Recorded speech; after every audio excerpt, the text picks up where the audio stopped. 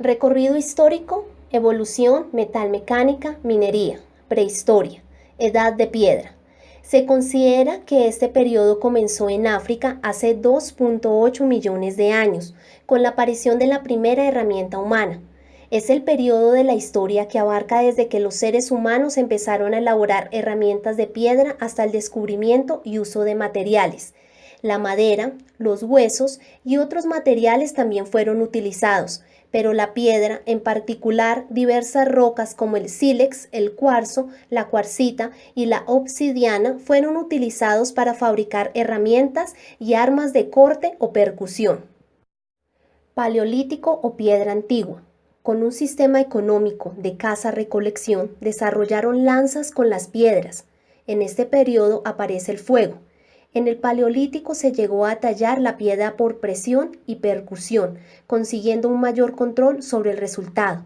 Se obtenían cortantes o bien esquirlas afiladas, denominadas lascas. Inicialmente se fabricaban herramientas de piedra muy simples. Neolítico. Periodo en el que se produce la evolución al sistema económico productivo agropecuario. Se le conoce también como edad de piedra pulida o nueva. Comprende desde el año 6000 a.C. hasta el año 3000 a.C. Así, durante el periodo neolítico, la piedra comienza a pulirse en vez de tallarse, pudiendo fabricar piedras de molinos asadas. Del dominio de estas herramientas desembocó en la invención de técnicas como la cerámica, alfarería y fabricación de tejidos. De esta forma y con el dominio de la cerámica se pudieron confeccionar vasijas que servían para almacenar los alimentos. Edad de los metales: cobre, bronce, hierro. Su fecha de aparición, duración y contexto varían dependiendo de la región estudiada. El periodo de la evolución tecnológica de la humanidad, caracterizado por la evolución de la metalurgia, comienza antes del quinto milenio antes de Cristo y termina en cada lugar con la entrada de la historia para buena parte de Europa en el primer milenio antes de Cristo. Cobre o calcolítico. El hombre prehistórico aprendió a usar el cobre, el cual era fácil de obtener debido a su presencia en la superficie terrestre. Mezclando con otros minerales, lo trabajaban de manera muy sencilla, golpeándolo con piedras. El hombre aprendió el proceso de la metalurgia a través de la experimentación o de la casualidad caída del cobre al fuego. Así construyó vasijas y armas cuyo uso combinaron con la piedra pulimentada. 4000 años antes de Cristo, en Asia se empezó a utilizar el cobre para fabricar herramientas y en Europa se extrajeron materiales así como la malaquita. Se vuelve más eficiente la técnica de fundición. El bronce aparece entre los años 3000 a 1500 años antes de Cristo. El bronce es el resultado de la aleación del 90% de cobre y el 10% de estaño aproximadamente, obteniéndose un metal más duro y resistente. Se supone que fueron los egipcios los primeros en añadir estaño al cobre, observando que de este le daba mejores cualidades como la dureza, un punto más bajo de fusión y la perdurabilidad, ya que el estaño no se oxida fácilmente con el aire y es resistente a la corrosión. Además, el cobre es reciclado, pudiéndose fundir varias veces para obtener nuevos objetos a otros ya desechados. El hierro le permitió al hombre dominar mejor el medio ambiente y ampliar su horizonte comercial. Los hititas fueron los primeros en usar el hierro. 1300 a.C., en el oriente, los hombres fundían el mineral en hornos cerrados y colocaban el mineral en moldes con la forma del objeto que querían realizar. Era lo más rápido y económico que realizaban para la época. Herramientas de labranza, cascos, corazas, armas y en general todos los artículos útiles para los oficios que ellos realizaban. El hierro era un metal más duro y duradero que el bronce, pero también necesitó unas temperaturas mayores para su fundición. Esto supuso un cambio tecnológico consistente en la generalización de la metalurgia para construir los utensilios de trabajo. Edad antigua. Este periodo inicia con la aparición de la escritura y acaba con la caída del Imperio Romano alrededor del año 476 después de Cristo. Esta época histórica coincide con el surgimiento y desarrollo de las primeras civilizaciones. Egipto con sus faraones y sus pirámides, Grecia con sus sabios filósofos y sus olimpiadas, Roma con sus fuertes gladiadores y su grandioso imperio.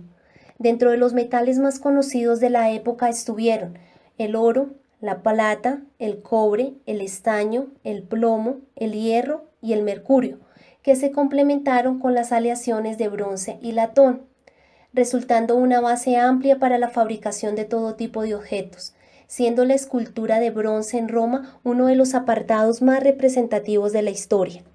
Los egipcios usaron el plomo para la fabricación de su maquillaje. En el Imperio Romano usaban el plomo o cobre en diferentes usos, tales como para recubrir cañerías y las bañerías, para recubrir tejados de viviendas, para hervir a fuego lento y fermentar el vino en recipientes recubiertos de plomo, ya que los de cobre daban mal sabor a la bebida, y al hervirlos a fuego lento formaba azúcar de plomo, que en realidad era acetato de plomo. Esto causó muchos casos de saturnismo, enfermedad que era el envenenamiento por plomo, llamado así porque el plomo era conocido como Saturno. Pero confundían este tipo de envenenamiento con plomo con el envenenamiento etílico, debido al consumo de alcohol, por lo que siguieron utilizando el plomo. Muchos alimentos preparados también estaban contaminados por plomo, lo que producía gota saturnina. La plata y el cobre fue usada para la fabricación de monedas de la época. Para separar el oro y la plata, los romanos granulaban la aleación vertiendo el metal líquido en agua fría y se fundía con sal, separando así el oro de cloruro de plata. Usaron un metal similar para extraer la plata de plomo e introdujeron el uso de crisoles de cerámicas para fundir metales. Durante este periodo, la extracción de minas, cada vez más profunda, se tornó más difícil y costosa, pese al trabajo de los esclavos, por lo que la producción se limitó a las necesidades de la guerra, armas, cascos y armaduras. Estas armas fueron hechas de hierro y cubiertas de bronce o marfil. Durante este periodo ocurre algo bastante particular, pues el Imperio Romano llega a su fin en el año 476 después de Cristo. Entonces se ve esa transición entre Edad Antigua y Edad Media. Las actividades de extracción de oro cesaron con la caída del imperio. Sin embargo, la minería de oro fue reanudado en el siglo VI por el Imperio Bizantino en Europa Central y en Francia. El dinero surgió de las dificultades que presentaba el intercambio de mercancías. Cuando un ganadero de ovejas y un agricultor de manzanas tenían que ponerse de acuerdo en cuántas manzanas valía una oveja, la transición se convertía en todo un problema. El resultado de esta podía variar debido a las diferentes percepciones que pudiera tener un ganadero y un agricultor. Además, el bien producido podía ser no tan deseado por todos, y en este caso el intercambio se convertía en una opción lenta. El dinero se ofrecía como una medida exacta a partir del precio que se daba a una mercancía u otra. Las mercancías usadas como representantes del dinero eran la sal, las plumas, las piedras preciosas, las conchas, los metales y toda una serie de bienes que fueron aceptadas por todos los miembros de una comunidad. Con el tiempo, el oro y la plata se fueron imponiendo como dinero de la manera espontánea por sus cualidades. Gozaban de durabilidad, eran fáciles de transportar y eran divisibles. En cuanto al hierro, ocurrió un cambio significativo, pues el proceso de reducción de hierro obliga a mantener temperaturas superiores a los 1000 grados centígrados durante horas y a proceder al forjado del metal una vez sacado del horno de reducción, por lo que se hace necesario disponer de instalaciones relativamente complejas. Su importancia era menor a la de otros metales como el oro, la plata o el cobre. Era considerado un metal complementario, no precioso, poco apreciado dentro de una economía de mercado que precisaba de metales preciosos para la acuñación de la moneda y para producir objetos de lujo. Cierto es que ya utilizado para la fabricación de gran parte del utillaje agrario y del armamento, aunque convivían con el bronce, pero no había una conciencia generalizada sobre su importancia en el conjunto de la economía del momento. El cambio se produce con la transición al mundo medieval. El lujo deja paso a la necesidad. y a nivel metalúrgico, los metales preciosos dejan paso al hierro. El abandono de las técnicas muy desarrolladas para la producción de objetos de lujo deja paso a las innovaciones en la base productiva que se plasman en la generalización de la energía hidráulica y del hierro como material de uso. La minería en la Europa medieval cubre el lapso de tiempo desde el siglo IV hasta el comienzo del Renacimiento en el siglo XVI. En la Europa occidental, el periodo para la industria minera empezó en la Edad Media. El estancamiento político, social y económico que continuó tras la caída del Imperio Romano afectó en Europa durante toda la primera época medieval, produciendo un impacto fundamental al progreso tecnológico, al comercio y a la organización social. Los desarrollos tecnológicos que afectaron el curso de la producción de metales solo eran factibles en un entorno político estable, y esto solo se vio reflejado hasta la llegada del siglo IX. Durante los primeros siglos medievales, la producción del metal se encontraba en declive y de restricción en las actividades de pequeña escala. Los primeros mineros adoptaron métodos mucho menos eficientes que los de la época de los romanos. Los minerales se extraían solo de las minas con poca profundidad o de las abandonadas anteriormente. El siglo X marcó la aplicación generalizada de varias innovaciones en el campo de la minería y el tratamiento de los minerales. Se produjo un cambio a gran escala y una mejor calidad de producción. Los mineros y metalúrgicos medievales tuvieron que encontrar soluciones para los problemas prácticos que limitaban la producción del metal, para satisfacer las demandas del mercado. El aumento de la demanda del metal era debido al notable crecimiento de la población durante los siglos XI al XIII. Este crecimiento tuvo impacto en la agricultura, el comercio y la construcción de edificios, incluyendo las grandes iglesias góticas. Las primeras minas importantes fueron las de Goslar en las montañas de Harz, que fueron posadas en producción en el siglo X. Otro famoso pueblo minero fue Falun en Suecia, donde el cobre fue extraído desde el siglo XIII.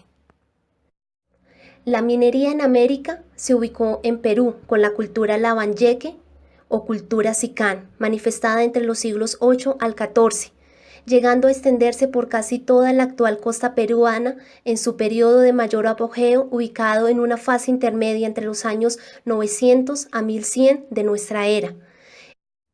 Esta cultura se formó a partir de la decadencia de la cultura mochica, asimilando gran parte del conocimiento y tradiciones culturales de estos. El empleo de metales provenía de la tradición mochica, que en Lambayeque se perfeccionó con un mayor dominio técnico y nuevos estilos.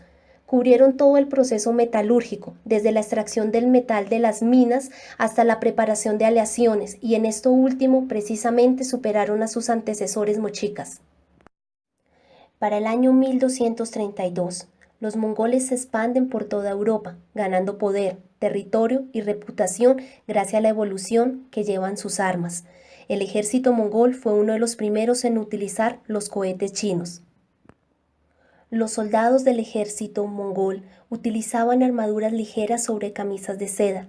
Al ser golpeados o impactados por una flecha, la seda envolvía la flecha y penetraba en la herida, con lo cual solo bastaba con alar con suavidad la seda alrededor de la flecha para retirarla sin causar mucho daño al soldado. Asimismo, los caballos mongoles, que no tenían armadura y eran montados por jinetes de armadura ligera, tenían una mayor resistencia que los caballos europeos. Cabe destacar que las armas del ejército mongol tenían en su mayoría gran cantidad de metal tallado. A partir del año 1400 hacia 1600, los metales cobran una mayor participación en la arquitectura y se evidencia el uso de los mismos en la construcción de catedrales católicas importantes, entre ellas las de Milán y de San Pedro en Roma, caracterizadas por su gran magnitud. Edad moderna. En 1626, Nicolas Briot crea la prensa de balancín diseñada por Leonardo da Vinci y quien pone en marcha la acuñación de la moneda, pero es en 1645 cuando se generaliza su uso en toda Europa. A mediados del siglo XVI se pone en tela de juicio la calidad de algunos productos por ser fabricados con minerales de baja calidad. Hacia el año de 1650, el matemático Blaise Pascal realiza un experimento que pone las bases del futuro desarrollo de la hidrostática, el cual lo enuncia bajo el principio del Tratado de Equilibrio de los Líquidos, descubriendo de este modo el principio de la prensa hidráulica, aunque en este momento nadie lo consideró para usos industriales. El francés Denis Papin, con el experimento de la marmita realizado en 1690, da a conocer el principio fundamental de la máquina a vapor. En 1712, Thomas Newcomen inició la construcción de rudimentarias máquinas de vapor y de fuego, las cuales eran utilizadas para reducir espacio en las minas inglesas. En 1764, Watt concibió su idea de máquina de vapor, pero fue en 1680 que logró solucionar los problemas para usos industriales. Bramage patenta en la invención de la prensa hidráulica en el año de 1770.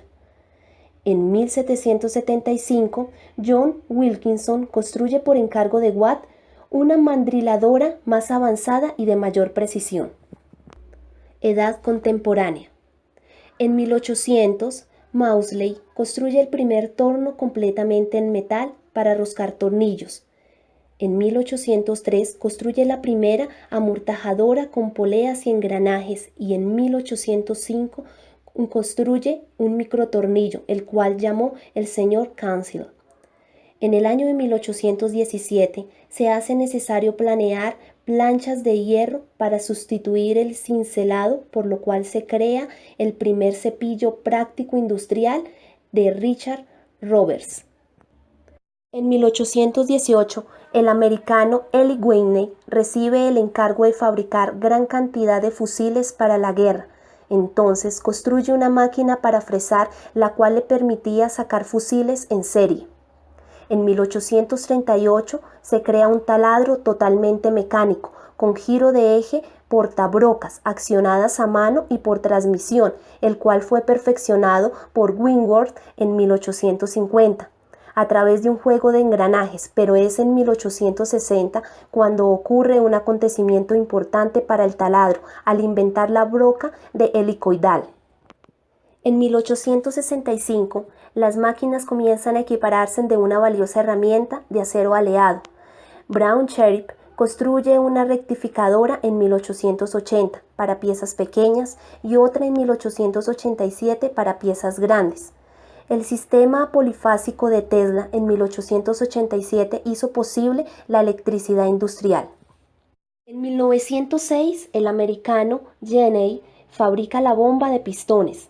En 1908, Henry Ford fabrica el primer automóvil. En 1920 se crea la primera máquina transfer, la cual surge del concepto de unidades autónomas de mecanizado. En 1926 se produce un avance importante, como es el carburo cementado metal duro con el nombre de Whittier.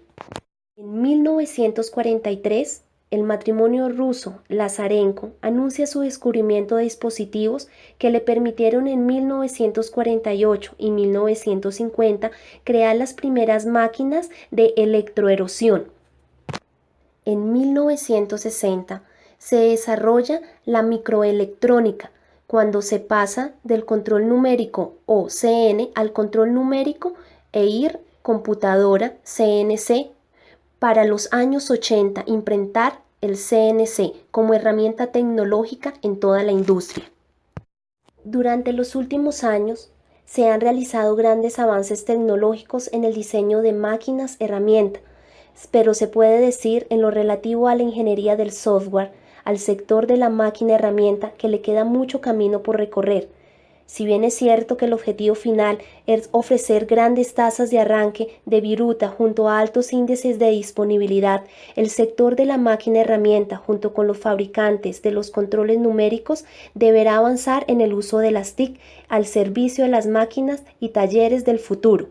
La sencillez en el uso no debe dejar de lado la potencia ni la versatilidad que requieren las máquinas cada vez más complejas.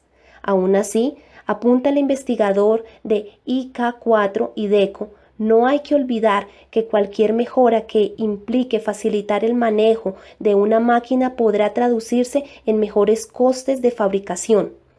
La evolución de la metalmecánica se da por la necesidad de aplicar sistemas de producción más óptimos en cada una de las industrias. Con el pasar del tiempo, la evolución se ha realizado con el fin de mejorar procesos, herramientas, optimizar tiempo y recursos.